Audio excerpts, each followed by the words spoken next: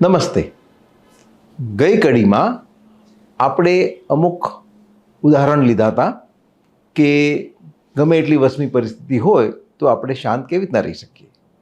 આ કડીમાં એને જ આપણે આગળ લેશું અને બીજા ઉદાહરણ લેશું. તો કોઈને કંઈક કહેવું છે? હમણાંનો મારો દાખલો મને એમાં સોલ્યુશન જોઈએ છે કે અમારા બહુ નજીકના યુવાન દીકરાએ સ્યુસાઇડ કર્યું અને એને લીધે મને એટલો બધો આઘાત લાગ્યો હતો, કારણ કે મને બહુ ભાલો પણ હતો. તો 2 દિવસ મને ઊંઘ પણ ના આવી, ખાવાનું ન ભાવ્યું, સમજવા છતાં કંટ્રોલ નથી થઈ શકતો. તો શું કરવું એ વખતે? હા, એટલે આ તમે અમારે પણ અમારા એક ફ્રેન્ડનો બાબો છે, 12 સાયન્સમાં હતો અને એમને પણ ઓછા માર્ક આવશે તો એ ગભરાઈને પણ એમને સુસાઇડ કરી નાખ્યો જાતે જ, કે મારા પપ્પા મમ્મી મને શું કહેશે, ઓછા માર્ક આવશે. હજી એનું રિઝલ્ટ તો આવ્યું જ નહોતું. એના કારણે મને એમ થયું કે આવું કેમ થયું એમ, એટલે એનું ઘણું દુઃખ લાગ્યું કે મને ટેન્શન એનું લાગ્યું કે આવું નહીં કરવું જોઈએ. બરાબર, આનો કઈ રસ્તો? કરેક્ટ. એટલે આમાં આ ઉદાહરણોમાં પહેલો સ્ટેપ શું છે? ઉદાસ. હવે બહારનું કારણ શું છે? હા, કોઈકે આપઘાત કર્યો એ બહારનું કારણ છે. અંદરનું કારણ શું થયું? આપઘાત પ્રત્યે દ્વેષ. અને રાગ કેના માટે? આપઘાત નહીં કરવા માટે રાગ. તો માન્યતા શું થઈ એની પાછળ? કોઈ આપઘાત કરવો જ નહીં, આપઘાત ન કરવો જોઈએ. વાસ્તવિક અવાસ્તવિક? એ તો અવાસ્તવિક. કારણ કે થયું જ ને. હા, થઈ ગયું એટલે અવાસ્તવિક જ કહેવું પડે ને. બરાબર. તો આને અવાસ્તવિક ના કહી શકાય ને, કારણ કે જીવન બહુ મહત્વનું છે, કોઈનું પણ હોય તો ઈ તો આપણને લાગવાનું જ, તો ઈ વાસ્તવિક જ કહેવાય ને. ઈ અપેક્ષા કે આવું તો ના જ કરવું જોઈએ. એટલે હા, એટલે આપણે ઈચ્છીએ કે કોઈ આપઘાત ન કરે, પણ હકીકત એવી છે ના. એટલે વાસ્તવિક એટલા ઉપરથી તમે કહો છો કે એવું બની રહ્યું છે તો એ વાસ્તવિકતા એ છે કે બને છે. બરાબર. એટલે કોઈ આપઘાત કરે પણ ખરું, કોઈ ન પણ કરે. પણ અહીંયા મહત્વનો મુદ્દો શું છે કે જે વ્યક્તિ આપઘાત કરે છે એ આપણે હંમેશા એમ જ માનીએ છીએ કે એની પરિસ્થિતિને વશ થઈને એને કર્યું અને પરિસ્થિતિના કારણ ગોતવા બેસીએ છીએ.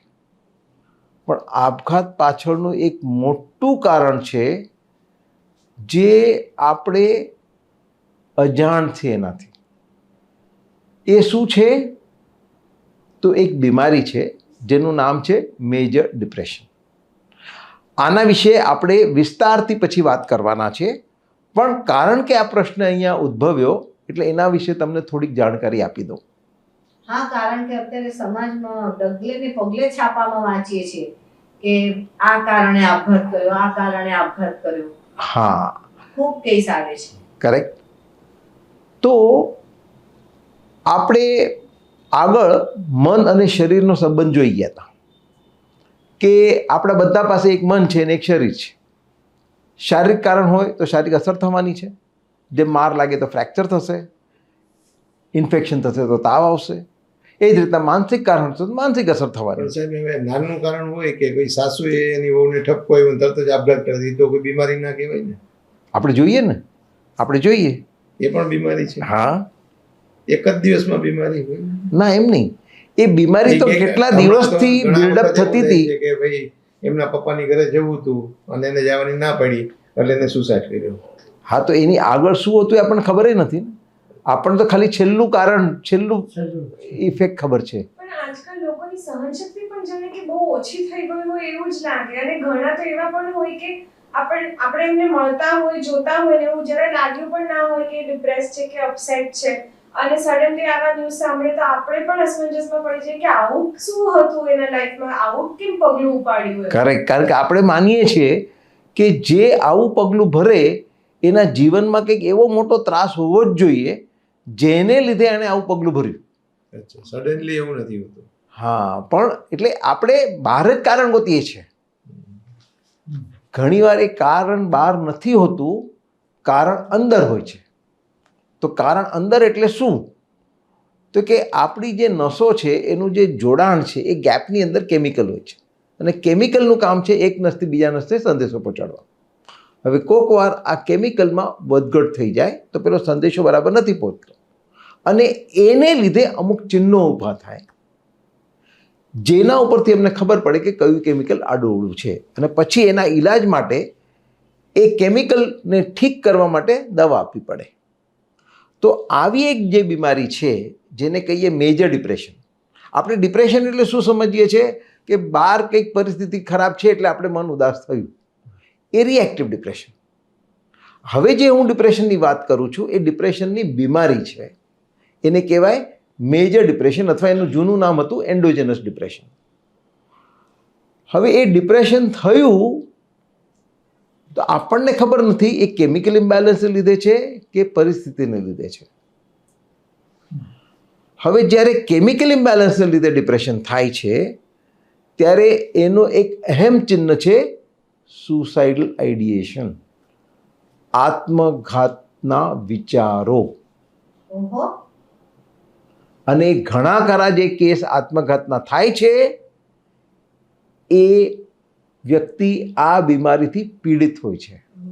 એટલે ટ્રિગર ભલે ગમે એટલું નાનું હોય. હા, અને આપણને નવાઈ લાગે અચાનક શું થઈ ગયું. પણ નાની ઉંમરમાં પણ આવું, એટલે છોકરો ભણતો 10મા ધોરણના છોકરાને પણ આવું થાય. આમ મોટે ભાગે આ બીમારી 20 ને 30ની આસપાસ આવે, પણ આજકાલ અમે જોઈએ છીએ કે બાળકોમાં પણ આ બીમારી આવે છે.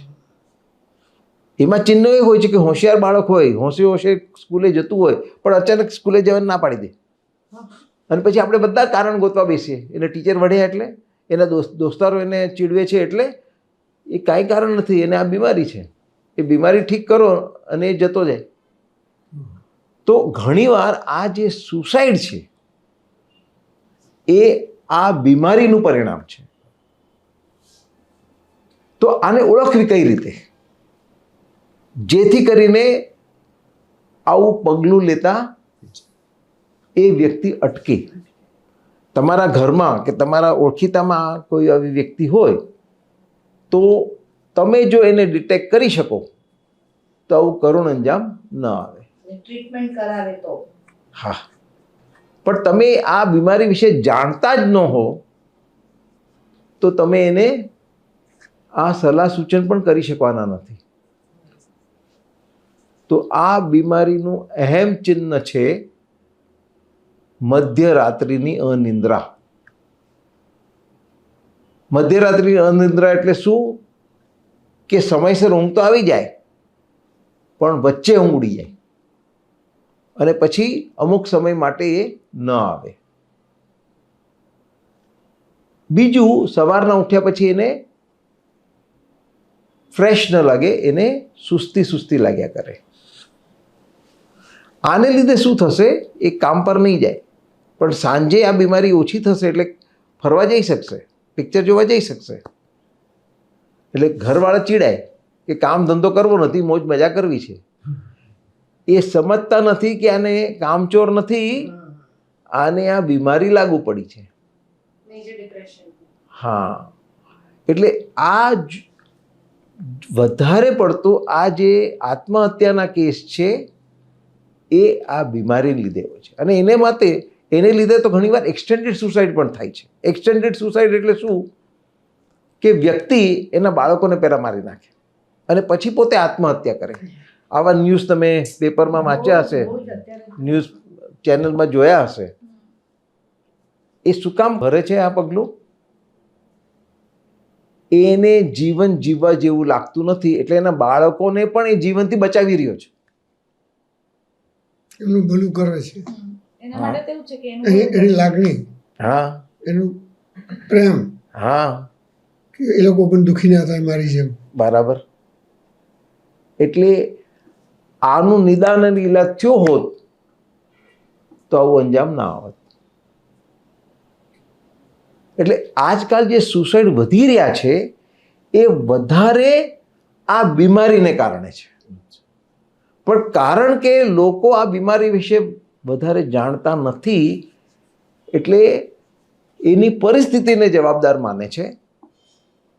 એક ઉદાહરણ આપું તો ન્યૂઝપેપરમાં એક આઇટમ આવેલી, એક ન્યૂઝ આઇટમ હતી કે સોફિયા કોલેજની એક વિદ્યાર્થીની આત્મહત્યા કરી.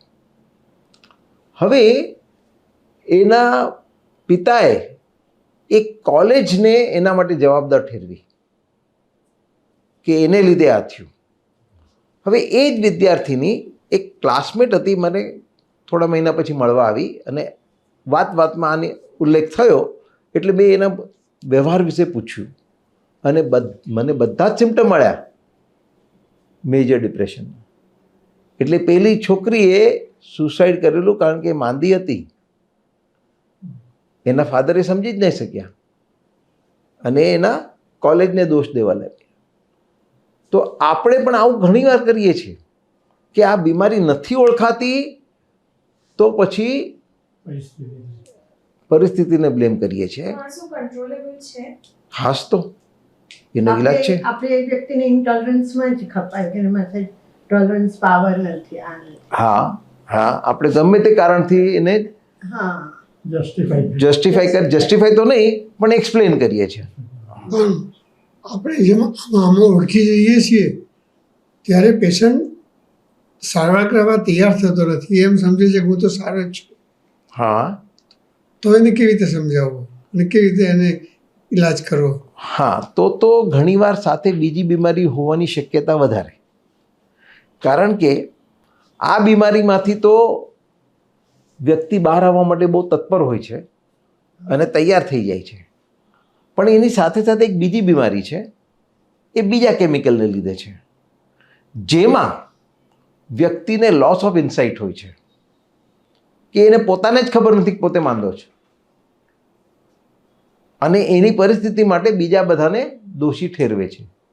તો આવી વ્યક્તિઓ ટ્રીટમેન્ટ લેવા માટે તૈયાર હોતી નથી. તો એના માટે શું કરવું પડે? ચોરી છુપી પણ એને દવાઓ આપવી પડે, એના ખાવામાં ભેળવીને એને આપવી પડે. તો આ જે મહત્ત્વનો વિષય છે મેજર ડિપ્રેશનનો, એના વિશે આપણે ડિટેલમાં આગળ વાત કરવાના છે. પણ આપણું જે મેઇન ટૉપિક હતો કે સ્વવિશ્લેષણનો, તમે જે અપસેટ થાઓ છો એના વિશે કોઈ પ્રશ્ન પૂછવો છે તમને? તો પછી આવતી કડીમાં આપણે આ જે આપણામાં બદલાવ આવે છે અવાસ્તવિક માન્યતામાંથી વાસ્તવિક માન્યતામાં, એમાં શું પ્રક્રિયા ચાલી રહી છે એના વિશે વાત કરશું.